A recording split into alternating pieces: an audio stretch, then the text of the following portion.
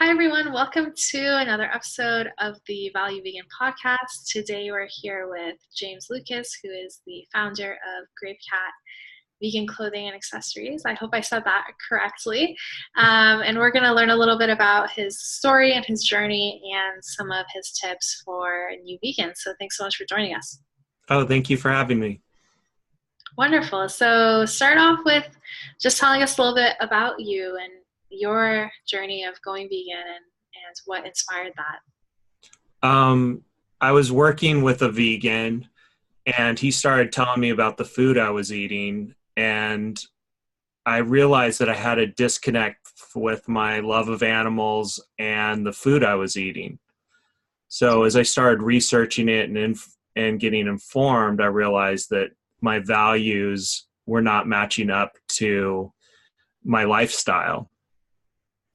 So I first started out with the meat and potatoes, vegetarian meat and potatoes cookbook, and learned from there how to cook meatloaf with walnuts and tofu. And, we started switching things out so first we, replaced them with vegan options or recipes of stuff that we ate all the time. And after 8 years of being vegetarian, I started the Bucks County Vegan Supper Club and realized that I still wasn't in line by eating eggs and dairy. So that allowed a bunch of our core group to become vegan. And now I've been vegan for 9 years. Wow. So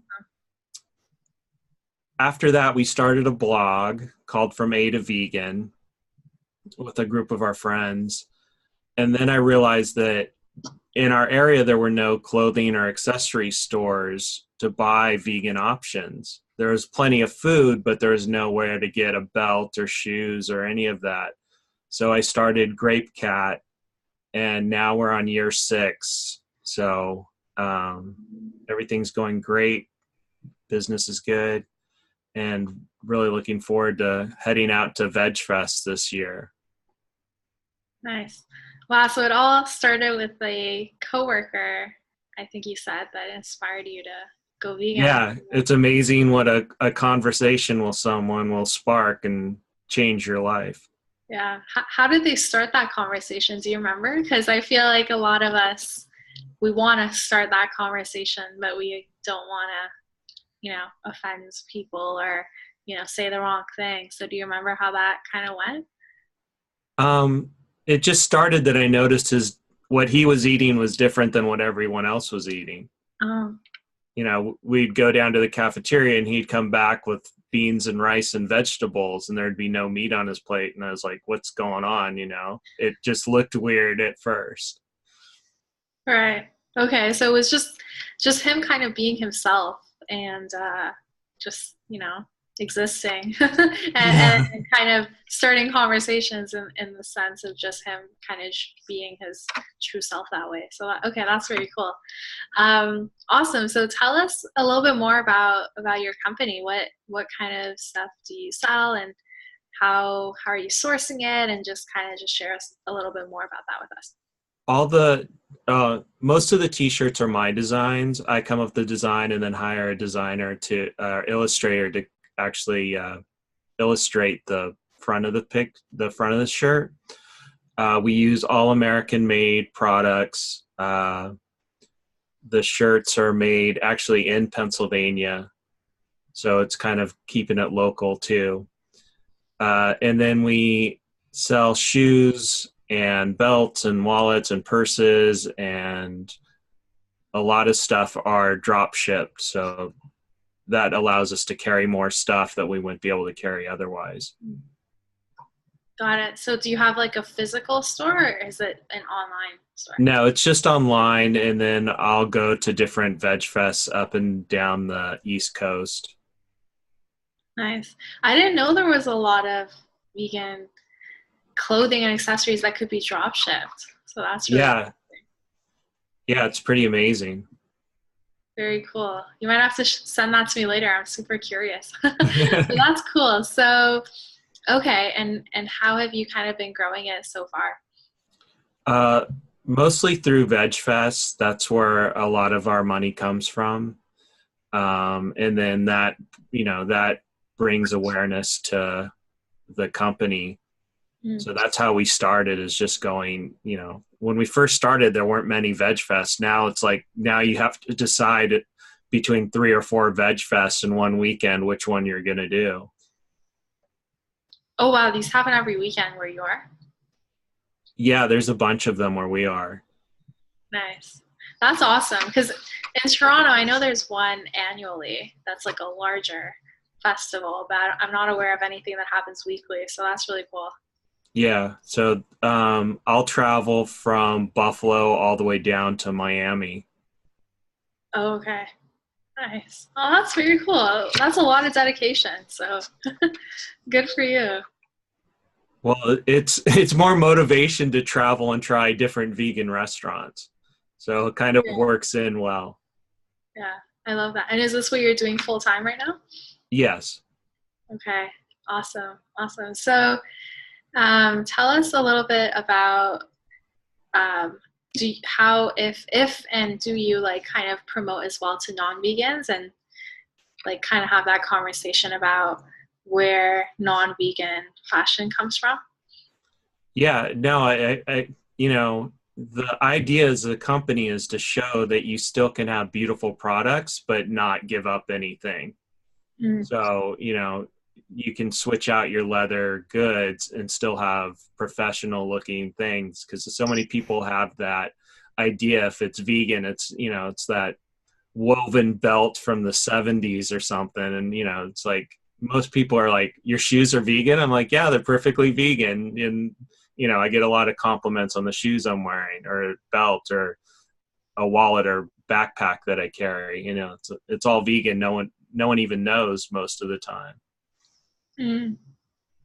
Got it. Got it. So do you do any kind of like awareness campaigns or anything to shed light on, like what is wrong with leather? Because I know a lot of people that haven't been exposed to this information are kind of like, well, what's wrong with leather? Yeah, no, I definitely tell people that it's not a byproduct. Actually, the meat's a byproduct of the leather industry. So, Wow, it's that big. I didn't yeah, know that. yeah. So everyone thinks that, oh, it's just scraps they're selling, but actually, it's the main part of the process. So it's 10% of the profit from a cow is just the leather alone. Wow, that's crazy. So I guess in a lot of ways, all these industries feed into each other because the dairy cow will then be used for meat and then be also used for leather too. Yeah, yeah. So that's how you get, the male dairy cows become veal, and then you get the calf leather. Hmm. Got it. All right. So let's kind of talk about some tips you have for people. Let's start with the vegan fashion. So for people that are just transitioning to this lifestyle, what kind of advice do you have for them in terms of, what should they do with their leather goods and how should they kind of make that transition? What I tell people is, just when they wear out, just replace them with a vegan item. So you really just have to check where you are, because I know a lot of vegans are like, okay, I'm just going to either sell them right away and then replace them with the money I get. So you can do that too, like donate them or sell them to secondhand stores, or, if that is not aligning with you. But for me, I took my sweet time, and as my shoes broke down and I had to replace them, then replace them with vegan items. Okay, got it. And do you think that it's more expensive to replace them with vegan items? I think that's a common misconception that a lot of people have is like vegan leather is more expensive. Do you think that's true? I don't think so. Like, I've been looking, a lot of the shoes in like Payless shoes are vegan. I mean, they don't say vegan, but leather's so expensive that most of the shoes are synthetics. And I know even look at some of the shoes I've been selling, they're like under $20 for a pair of shoes. So I Mm. think that's really reasonable compared to, you know, some other thing, to a leather pair of shoes. Got So it. And what kind of materials are they usually made from? it's usually a variation of plastics.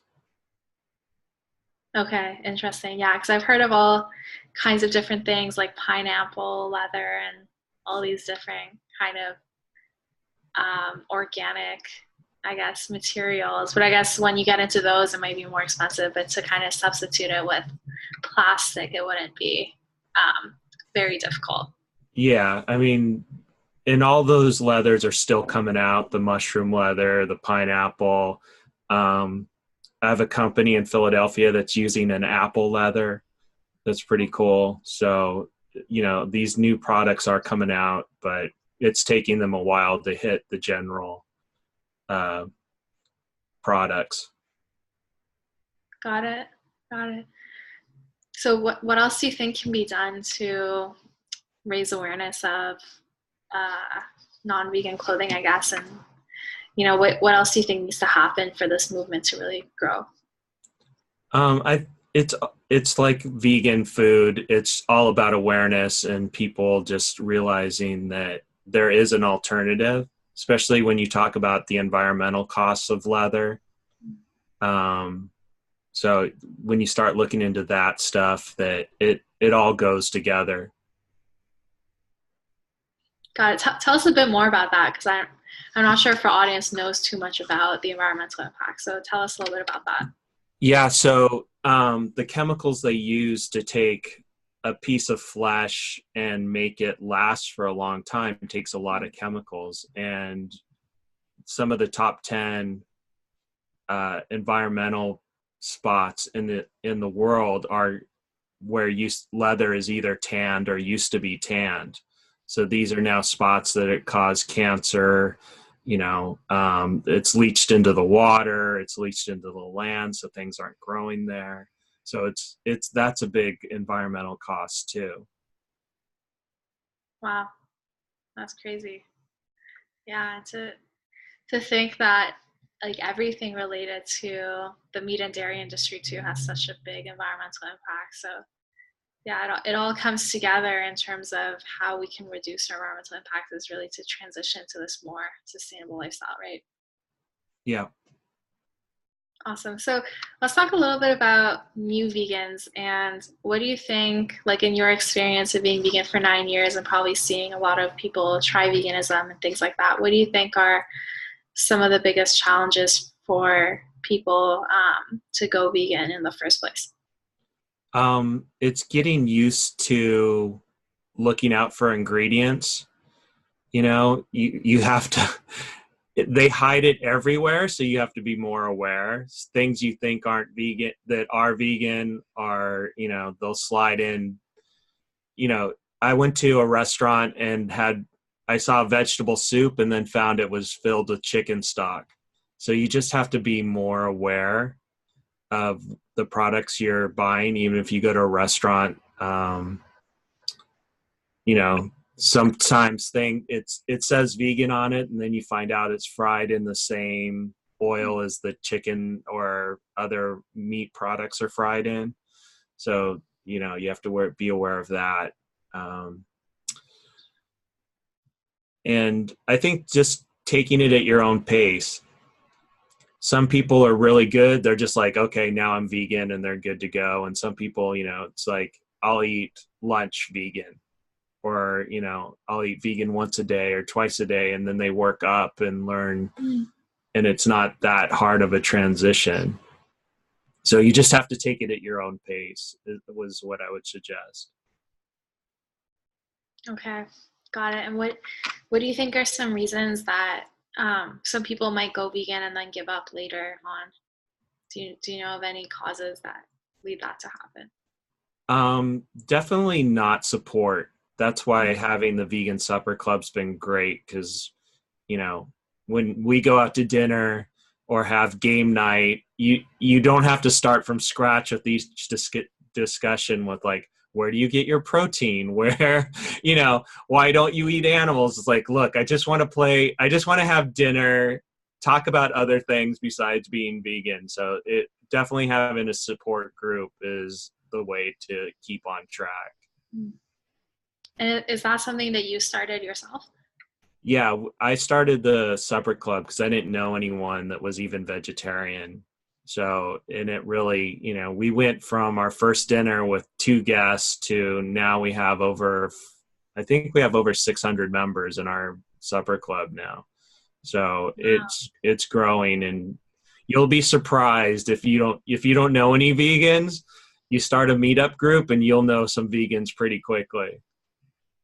Got it. So is that how you grew it? You started basically a meetup group? Yeah, we started a meetup group and we had monthly potlucks. And when we first started, there weren't a lot of vegan cookbooks. So we started with Veganomicon. And in the back of the book, they have menu ideas. And so we would just have a theme every month to get people used to trying different recipes. Hmm. Nice. And where would you host these? We'd host them in my house. Okay. Wow. So you can fit 600 people. No, no, no. 600 people are in the group, but 600 people don't participate. Okay. Yeah, because that sounds like a party. A party of I know. 600. I wish I could get 600 people to participate. That would be awesome. No, it's usually about 15 to 20 people participate. Okay. So yeah, it's not. That'd be awesome though if we could get 600 vegans together in one spot. Yeah. Yeah. Very cool. Do you have any advice for someone that wants to start that kind of a support group? Just be open, and there's going to be people that come and they might not fit in, and they'll take care of themselves. They'll find another group that they do fit in, but it's pretty amazing the group you're going to get that you just lock up into. So yeah, if you feel lonely and you're the only vegan, trust me, there's someone else that's lonely and needs another vegan friend. Aw, I love that. Okay, well, what a great way to end off. So, if people want to learn more about you or check out your company, where can they do that? They either can follow us on Instagram at GrapeCats or at GrapeCat.com. Okay, wonderful. Well, thank you so much for joining me today. Oh, thank you for having me.